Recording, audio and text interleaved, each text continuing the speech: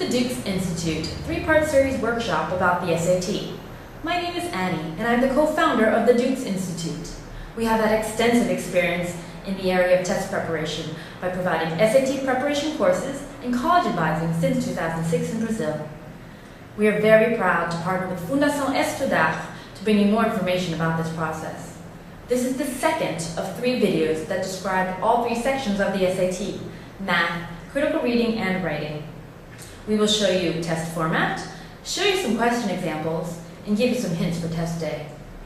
We believe that with the right preparation you can score higher, so we wish you all the best of luck in your process to find the college of your dreams. Thanks. Hello and welcome back to the Duke's Institute presentation about the SAT. As I told you, today we will cover critical reading. Critical reading covers basically 2 skills: reading comprehension and sentence completion. Let's review where you will encounter these questions on the SAT. The SAT is comprised of 10 sections. There are 7 25-minute sections in which there are always at least 2 critical reading sections. Then there are 2 20-minute sections, of which 1 is critical reading. Then the last 10-minute section is writing. But remember, there is always at least 1 25-minute experimental section that could be critical reading. So you could get 3 to 4 critical reading sections. In total, there are about 70 critical reading questions, 50 of which are reading comprehension and 20 that are sentence completion. These are the skills that are tested in the sentence completion and reading comprehension sections. I will describe them all for you with question examples, starting with reading comprehension. Reading comprehension could be long or short passage. Long passages are between 400 and 800 words and have 5 to 13 questions about the passage. We recommend that you skim the passage first before you tackle the question. Short passages are about 100 words and ask 1 to 2 questions. We recommend that you read the question stems first before you read the passage so that you will read with more focus. Subject matter could vary from humanities, literatures, sciences to social studies. You should make it a habit to read diverse magazines and newspapers to build your vocabulary in different subject matters. Here is an example of a long passage. Remember to skim the entire passage first and take some notes so that you know where to look for answers. Here is an example of a short passage. Read the question stem first so that when you go back to the passage, you're more focused on finding the answer quickly. There are 5 types of reading comprehension questions: detail, vocabulary and context, global, function, and inference. Detail questions ask specific questions about the passage, so you need to find specific support. They will usually refer to a specific line or paragraph. Here is an example of a detail question. Cecil's remark in line 1. You see that it refers specifically to a sentence of line 1.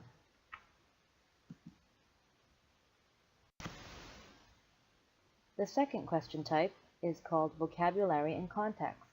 It asks about specific vocabulary and usually tests the lesser known meaning of a common word. Here is an example. The word sense most nearly means.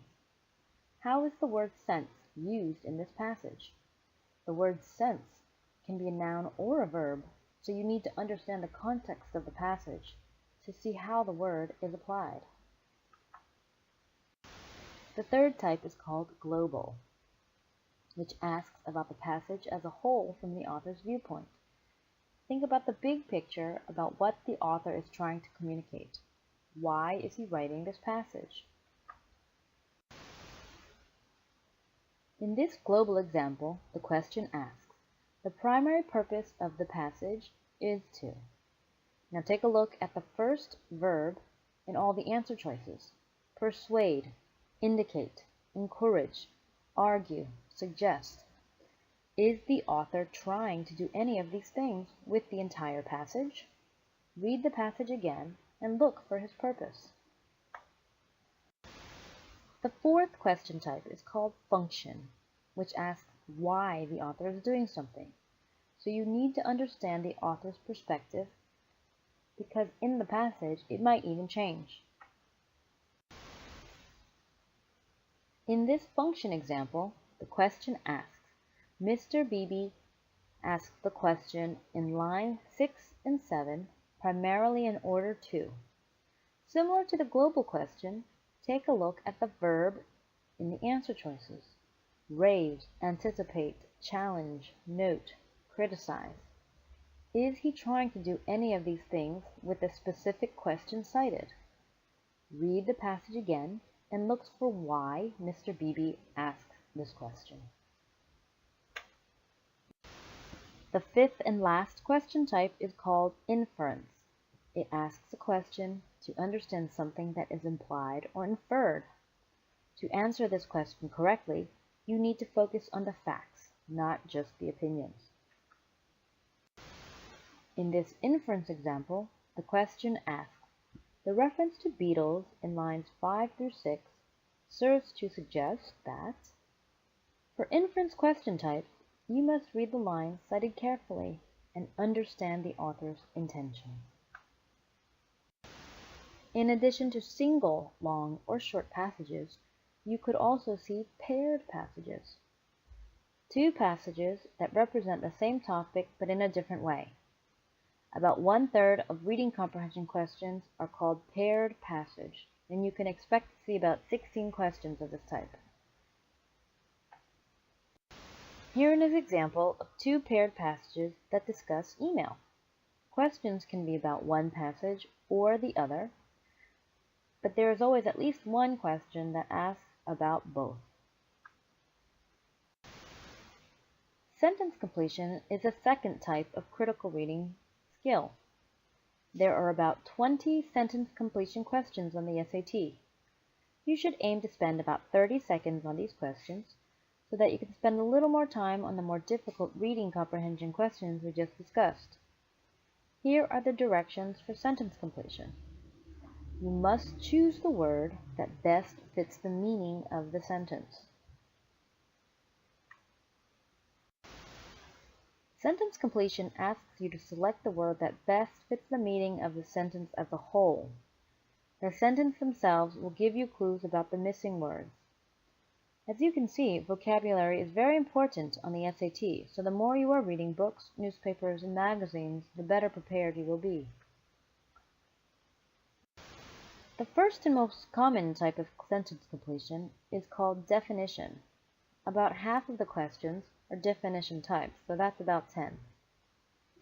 Clues to help you know you are looking for a definition word could be the punctuation, as well as key words that appear before or after the blank. The second most common type of sentence correction question is called contrast. You can expect to see 4 to 5 questions of this type. Clues in the sentence are contrast words like although in this example. The last and least common sentence completion type is called cause and effect. This type of sentence shows a relationship between different parts of the same sentence. This kind of question is usually too blank, so you need to know the definition of the word pairs.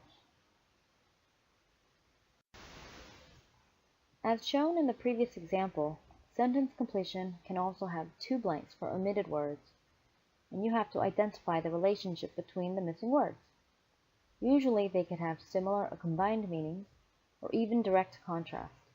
About half of sentence completion questions are 2 blank types.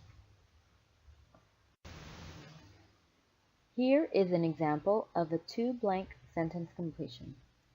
Do you see any key words to help you identify the word-pair relationship?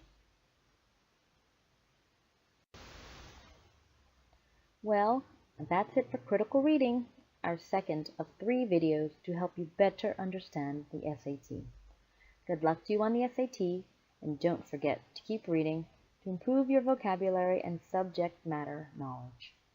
For more information about our SAT preparation courses and college admissions advising, please like our Facebook page. Boa sorte!